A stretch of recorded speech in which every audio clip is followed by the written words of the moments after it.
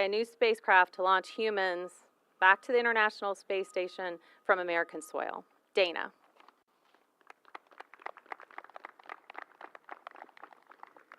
Thank you, everyone, for being here today.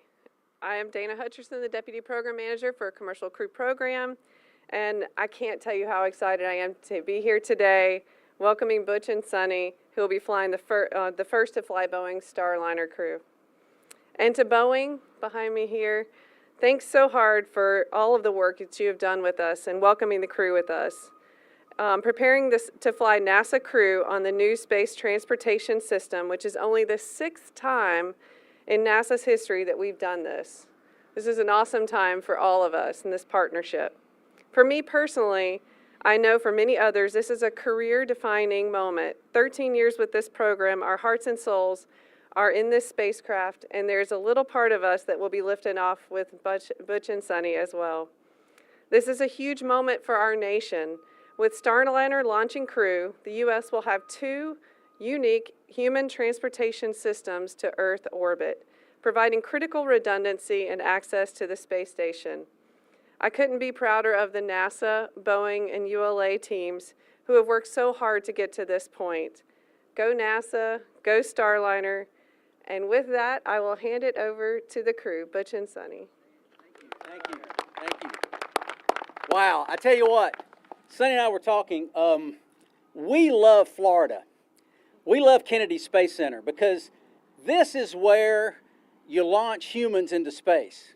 And the opportunity finally to fly in here in our T-38s, and we know that in just less than 2 weeks, the next flight we take will be laying on our backs this time, and we launch, and we actually launch into the heavens, and we leave this planet.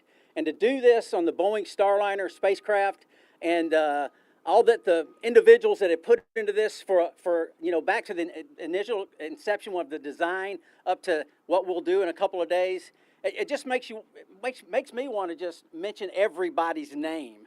I can't do that. Some of the most important people that have directed all of this are standing right over here. You've heard their names. We brought these T-38s down. This is the best training platform we have for spaceflight because this is the only platform where we literally make life or death decisions. I mean, Sunny and I, over the course of our careers, have flown many simulators, and sometimes in those simulators, we have perished, but we're still here. But in these aircraft right here, we could make the wrong decision or things could happen, and life and death decisions are made in these aircraft. So they're a wonderful training platform. That's why we wanted Dave and Djibouti to stand here with us, who are the guys that train us to fly these airplanes and keep us safe when we fly them. And of course, Jessica as well, one of our other newer astronauts. And Mike Fink, who is the be-all backup. I mean, he is amazing. I think Mike, Sonny and I have probably learned more from Mike than he's learned from us over the years. But there, like I said, there's many names that I could mention. I could go on for an hour just mentioning names of the people that, literally the people whose shoulders, I heard somebody say that yesterday, the shoulders that we stand on here today. And we are grateful. For those of you that know who you are and are seeing us, we thank you, because we're about to launch on Boeing Starliner and broaden the capability to and from space station that our agency has, and that's vitally important. And we're excited to be here. Thrilled that you came out to join us and say hi. It'd be a lot less of an event if you weren't here. So thank you for being here as well. Sonny. Yeah. Thanks, Butch. I just want to say a couple words. You saw us flying over, and we also looked down and saw everybody down here, which was really cool to see a crowd. There's a couple more crowds around the Space Center. And just to look at everything that's gone on here over the past couple of years. I was part of the original cadre that got to actually put the topping piece on the crew access arm for pad 31, or 41 that we're going to fly out of. And to see not only that pad transition while they're flying other Atlas V's, doing other payloads, to have them turn that into a human-rated pad is just incredible. And then, again, today, like I mentioned, fly around and see what's going on here in Florida. This is where the rubber meets the road, where we are going to leave this planet, and that is pretty darn cool. So just want to say thanks for all of you coming out today. Yeah, thank you. Hey, I'll lead it by saying this. These gentlemen over here to our right, we saw y'all standing at attention when we taxied up. thank you for representing our nation as you did, as you are right now, standing there at ease now. So we appreciate you as well. Thank you. Courtney, over to you. Okay, we will now begin taking questions from the media. There's a microphone right here in the front, so please line up if you have a question. We do ask that you limit it to one question at this time, and when you get to the microphone, please state your name and media affiliation. Go ahead. Oh, hi, Marcia Dunn, AP. For you, Butch, I guess. With everything going on right now in the world of Boeing, how crucial is it from where you stand that this flight, first crew flight of Starliner, go off as perfectly as it can? Well, I don't think it has necessarily anything to do with Boeing and a flight going off. They're all vitally important. This is human space flight. You know, that adage you've heard since Apollo 13, failure's not an option. And that has nothing specifically to do with Boeing or this program. That's all things that we do in human space flight. So this one is no more or less important than anything else we're doing. It just happens to be the most important one we're doing right now. Supporting the crew on orbit is the thing we're doing, but come May 6th, this will be the focus, and this mission, of course, going off well. Of course we want it to do that. Do we expect it to go perfectly? This is the first human flight of the spacecraft. I'm sure we'll find things out. That's why we do this. This is a test flight. So when you do test, you expect to find things, and we expect to find things. But that's what we've done, all those names that I didn't mention earlier, in preparing us to handle any and all conceivable situations, and many of those, because of the training we've had, those situations that we can't conceive of. We're going to be able to handle those as well. So it's not just that Sonny and I is ready. These folks over here are ready to make the decisions that will affect us, and the folks that are in the mission control and those things are ready as well. And we're pumped and excited to be here and go forward. Hi, Richard Tribu with the Orlando Sentinel. Butch and Sonny rolls right off the tongue. We haven't had a new crew launching this since Bob and Doug. So what I wanted to know is, have you guys spoken with Bob and Doug about what to expect and what is expected of you for this mission? Thanks. Well, as a matter of fact, I just got a text from Bob last night, and he was pretty pumped that we were coming down here, and he's like, I'm reliving it. It's in in my mind where we were, and the one thing we were chatting about a little bit was, May 6th is our launch date. There's a lot of things between now and then. May 6th isn't magical, and he said, if you get a scrub, it actually is a little bit nice because it sort of takes the pressure off a little bit, because I think that's what happened to them, if I'm not mistaken. So we'll see, and we're just chatting a little bit about how this is all going to be, and he said gives us his best and ready for us to go fly. Hi, Ken Kramer, Space Flight Now. Space Up Close. Thank you. I love them too. I'm nervous too. Congratulations. It's been a long time for you guys. We've met you before, and we want to wish you all the best luck. So my question for you two is, tell us a little bit about the science. You now have a long mission, but I'd like to know about the science and any public outreach you're going to be doing to the students and university students. Thank you. Well, I'll take that first. I will be talking to the finest university in the nation, and that is Tennessee Technological University, and it just so happens to be where I graduated from as well. So that's who I'll be interacting with on one of the days we're up there. I'm not sure exactly when. That was mine. You get the rest of it. Okay. All right. So, there's a lot of very specific science up on the space station, and a lot of the crew members who are going up there are specifically trained for it, and we haven't really gone through that level of training for the specific science. One thing that Butch and I are really good at is righty-tighty, lefty-loosey. We're ready to do any type of maintenance on the space station, and they've checked us off for that. We're ready to do any robotics that needs to happen. We're ready to do any spacewalks that happen. So we've got all of our basic quals. Whatever science and stuff that we can help out, that would be great. While I'm up there, I'm talking to a little elementary school in the town of Needham, Massachusetts, and there's a lot of little kids there who know who I am. Yeah, the name of that school happens to be the Sunita Williams Elementary School, in case you didn't know that. And another thing that we're doing, obviously, is this is the test flight. We have a whole list of items that we'll be checking out on the way to Space Station. There's a whole list of items we'll be checking out while we're docked to Space Station, and there's a whole list of items that we'll be doing and checking out prior to doing the deorbit burn and returning. A whole list of, flight test objectives and test points and whatnot to prove the capabilities of the spacecraft. That's what you do on a test flight, so that's what this flight is full of. And it's an exciting thing, process that we've been through to get to this point, as we've theorized what some of the things we needed to do, discussed with some of these guys over here, as well as things that we could and should and shouldn't do. And the list we have is comprehensive, and this spacecraft will be ready to carry individuals to and from space station. Not fully, there's some more things we'll need to do on the second and third missions, but this one we're really knocking out a lot of those action items. Thank you. Hi Butch, hi Sonny. I'm James. I'm our local reporter at Channel 6. Given how publicized the delays for your mission have been, could you tell our audience more, each of you, why you believe the spacecraft is as safe as possible? Thank you. James, thank you. That's a good question. I mean, that's a fair question. Why do we think it's as safe as possible? We wouldn't be standing here if we didn't. They wouldn't be standing here if we didn't. One thing I've heard from these two guys on the right, time and again, time and again, we will not fly until we're ready. And that's from the top. These are the top right here, from the top down. They've said that multiple times, and we've had a few delays because we weren't ready. Flying in space is hard. It's really hard. It's something that I think NASA and the team coming together, we make it look easy for the general public in general, because you see the launch go and everything seems to work out well. You might hear an anomaly little thing here or there, but it is not easy to do what we do. It is not easy to make sure that the metallurgy in the rocket engines is correct, that all the various bolts and everything are torqued down to the right setting.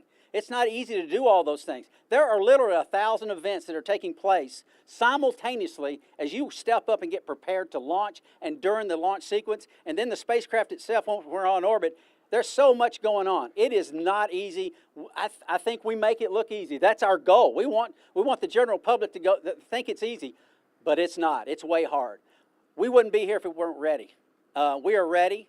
The spacecraft's ready, and the teams are ready. And that's the message that I think you would expect to hear at this point, else we wouldn't be here. Yeah, I just want to add to that, a kudos to our training team, because our training team is not only our training team, but our developmental team. So all the folks who have been working with us in mission control, as well as, the folks who are setting up the simulators, have been with us in all of the technical debriefs, discussions, as we're getting the spacecraft ready. They're formulating the procedures that we're going to perform based on all of the developmental tests that we've done in the simulators over the last, couple of years. And we had the kitchen sink essentially thrown at us the other day on a SN sim, and we came out fine. So I have all the confidence in, not only our capabilities, the spacecraft capabilities, but also our mission control team, who's ready for the challenge, and they're up for it, and they're getting ready back in Houston. Scott Heidler, West 2 News. This is for both of you, if I could, please. One thing, those of us who have covered the commercial crew program, we've come out and we've heard the astronauts talk about what the previous crew has told them about the Dragon, about the mission, lessons learned, kind of compelling information that helps them on their mission. You don't have that. What does that feel like? And then also, clearly there's camaraderie amongst astronauts. What have some of your maybe friends, colleagues that have flown in Dragon said about comparing possibly Starliner, and what have you said in return? Rosie hasn't told us much. Yeah. Let's see here. Was it James? Is that right? Scott. Scott, I'm sorry. Scott. Same number of letters. That's the way my mind works. I'm sorry. You pose some interesting questions. There is so much with this spacecraft, the capabilities of this spacecraft, that other spacecraft don't have. I'll give you an example. Our final sim was on Monday. And in our final sim, our sim team, they build these scenarios, and they'll fail this and fail that as we go through this process to train us, like I said earlier, for all possible outcomes, right? Anything we can think of. So on our first run in this simulation we're running, we had a problem with the rocket itself, which caused us to abort early. We did not make it to orbit. And in that abort, we have several areas we abort. One of them is near Shannon, Ireland. So we abort to Shannon.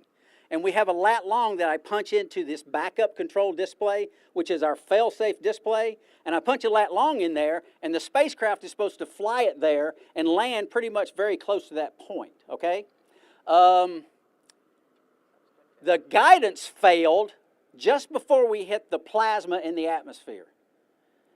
And the pointy end is pointing towards the heat. You want the thermal protection end pointing towards the heat. So we're almost 180 degrees out.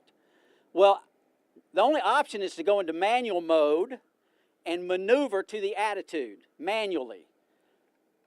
That manual mode was set up at 1 degree a second. We couldn't get there quick enough.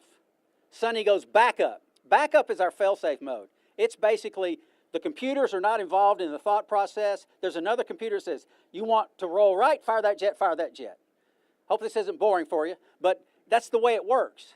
And so in this backup mode, which is our fail-safe mode, how close do you think we got to that intended point of impact?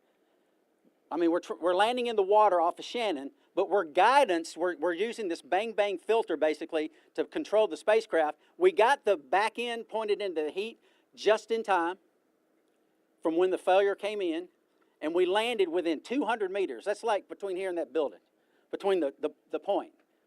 There's no other spacecraft in the world that can do that. It can do it automatically, it can do it in manual mode, and on our fail-safe mode, we can still hit the bullseye. There's not another spacecraft that does that on the globe. And that's what this spacecraft does. It's a capability. That's one of many stories I could tell you about this spacecraft that set it apart and make it different. Yeah, this spacecraft is awesome, right? And I worked with our other friends for a little while too, and that spacecraft is also awesome. I think in our office, people know that this one, there's a lot to know, there's a lot to do, there's a lot to be able to learn from the spacecraft. I honestly think it's a great stepping stone as we're getting ready to leave low Earth orbit and go back to the moon. It has a lot of similar things that Orion has.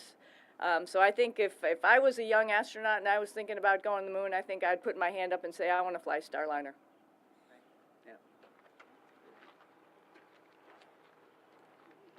Hi, Butch and Sonny. Charles Boyer with Florida Media Now and talk of Titusville.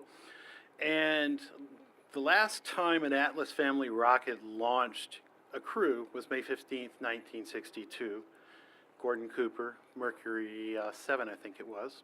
And the next time an Atlas will launch crew is May 6th of this year when you fly on it. So I was wondering what your thoughts were on Atlas's legacy and also about the job that United Launch Alliance has done preparing your ride to space. There is not another rocket, expendable launch vehicle, for those of y'all the term, that's what that is. There is not another rocket that in that category of rockets that I'd want to fly on. The ULA, the United Launch Alliance team, has done amazing, miraculous things with their rocket to make it human-rated with this emergency detection system, this EDS system. So if there's a problem, rockets do have problems. We don't expect it, but if there is, the emergency detection system will save our lives. And there's not a rocket in existence. Again, I know I'm using these big words about it doesn't exist. There's not one in existence that I would feel this is the one that I would want to fly on, put it like that. This Atlas is ready. Again, these folks over here and others with ULA have worked tirelessly to make it ready and get it to that human rating that we have to launch Sonny and us and all those that come behind us. Mike Bean on the next one. Mike Fink back here behind us. Yeah.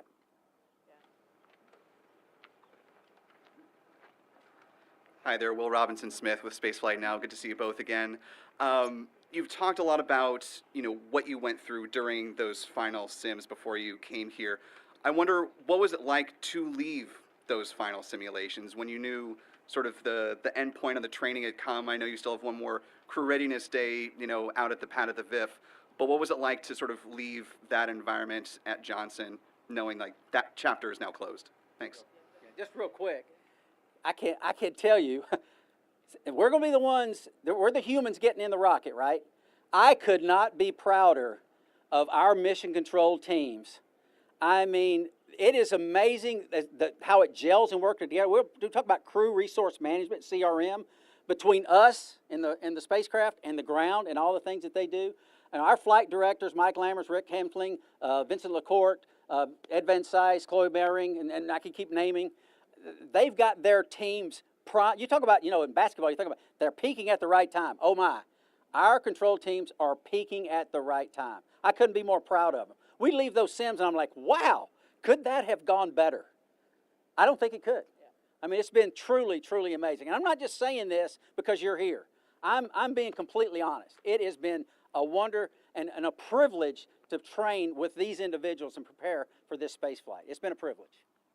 Yeah, we were talking about who those people are, and they really brought over the best from Shuttle, who have trained the newer folks who are our mission operations folks. And for me, it's interesting because we know them all really, really well. I mean, we have side conversations about, like, how does this work? How does that work? Why is this doing this? Why is it doing that? You know, like, tell me what do you mean by this starred block five pages down into, you know, the malfunction? You know, we've had those in-depth conversations. And so for me, whenever I turn one of those pages, one of those display pages, you know, if it's NDS, I'm going to see Claire, for example. If it's ECLIS, I'm going to see Mike Fitzpatrick and Preston Easton. So that's what it's like to me. It's like their faces imprinted on all of those systems, and they're there in the control room, ready to help us out, back us up if we have any problems. And so we're taking them all with us. Greg Pallone with Spectrum News 13. Welcome back to the Space Coast, everybody. Kind of a homecoming for you, Sonny. Florida Tech grad. Do you have a message for the Florida Tech family? Well, they're in the center of it. You know, Florida Tech is right here, right down the street, Melbourne. They're in the center of all of this. I hope they all come out and watch, and hopefully I'll make them a little bit proud. So go Panthers. Thank you. Hi, Butch and Sonny. I'm Brooke Edwards with Florida Today. My question is, what does the itinerary look like for the next week between now and launch day?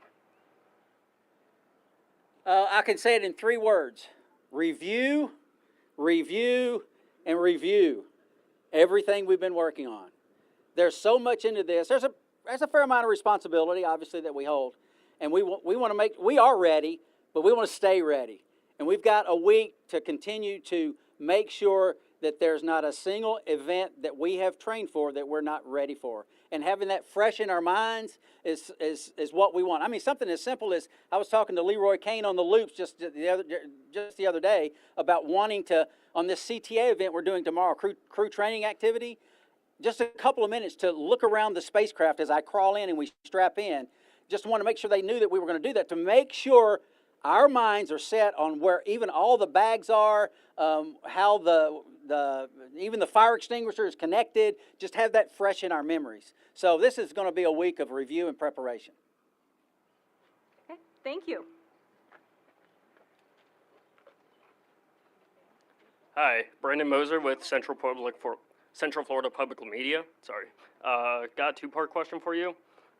First part, it's been a while since y'all have been to the crew quarters. So what do you plan on doing to pass the time while there, and what's on the menu there? Yeah, the menu, we're supposed to actually come up with our last meal, as they call it, right? What's it called? Ultimate. Oh, ultimate, I'm sorry. Bad nomenclature. The ultimate meal by Friday, so we have a little bit more time to decide that. But we've got great folks who are working in astronaut crew quarters who have it all prepared and ready for us. We were down here a couple weeks ago and just got to chit-chat a little bit, and everything is all set up for us. So I think to pass the time away, like Butch said, I think there's going to be a lot of review. I think there's going to be a little bit of sleep. Maybe a little bit of, working out, walking on the beach, going for a run and stuff like that, as well as maybe a movie or two. So it's going to be hopefully a little bit relaxing and a lot of review. What movie do you think we're going to watch? Navy pilot. Top Gun Maverick, exactly. You know it. Go Navy. Navy. Oh, Air Force. Air Force. It's about even. He says stuff like that all the time. All right, go Navy. Go Navy. I'm Jim Siegel. I'm with Florida Media Now and NASATech.net. I maybe have a more specific question to the one that was just asked. I was wondering now, aside from the leisure time that you're going to have here, what specific activities do you have continuing to train or to review the rocket or so on? If you could describe some of those, maybe for you two, and the other for in the background there. What are you going to be doing this week? Thank you. Well, I can tell you one of the things, and I'll be short, but Ray Biggins is the guy that trains us and has developed all of our rendezvous procedures, all the proximity operations that we'll do. They've come up with a profile that will, at any point that anything could happen, the trajectory keeps stations safe. There's no point until just prior to docking that the trajectory could even come anywhere near impacting space station. And it's him and his team that has developed this and trained us to go completely manual from almost 6 kilometers away and rendezvous and dock manually to the spacecraft. So we're going to tag up with him at one point during the week. Just some final points to just discuss and go over. And there are others. So. Yeah, just another thing, specifically on review, how the spacecraft is all laid out. We only get so much time in the spacecraft. As we come here, obviously we live in Texas, and then we come out here and we get a chance to go in it. Sometimes it has some of the stuff packed in it, sometimes it doesn't, depending on what operations they're doing in the factory. So now it's all packed, right? And so we'll be able to see that tomorrow, but there's only going to be a small amount of time for that. There's another group here, headed by Armando Lolio, who's put together a virtual reality look at the spacecraft. And like I mentioned earlier, Butch and I are up for any righty-tighty, lefty-loosey tasks. And so we're going to review, get into that virtual reality spacecraft and be able to see where all of those pieces of equipment are if we, by chance, we had to go in there and do something to fix it. So that's another thing that we're going to have the opportunity to do at astronaut crew quarters. So there's going to be, like I said, a lot of review, a lot of making sure, crossing all those T's, dotting those I's, making sure when we step off to the launch pad, we know everything we need to know. The Flight Operations Directorate, FOD, is what the astronaut office, Aircraft Operations Directorate as well, what the T-38s and the other airplanes are under that umbrella at Johnson Space Center. And we're involved in a lot of stuff. Justin's going to tell you something he's involved in. All right, for the next week, we've got CRS-30 return, the WB-57 as one of the research pilots. That's what I do, and then we've got CFT support as they launch. Yeah, that's a good question. I appreciate that because we're very broad and very detailed in all that we do within FOD. And these guys are the ones that do a lot of work to make all that other stuff happen. Thank you. All right, thank you for all of your questions today, and Butch and Sunny, thank you for your time as well. That will do it for our arrival press conference today. Next up is the Flight Test Readiness Review Media Teleconference, which we are currently targeting for around 4 p.m. Eastern Time, or about 1 hour after the Flight Readiness Review concludes. We'll see you then. Thanks for joining.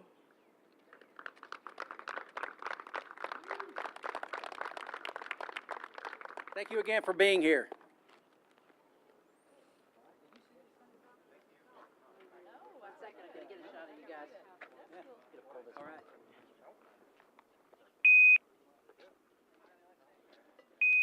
Didn't get a chance to say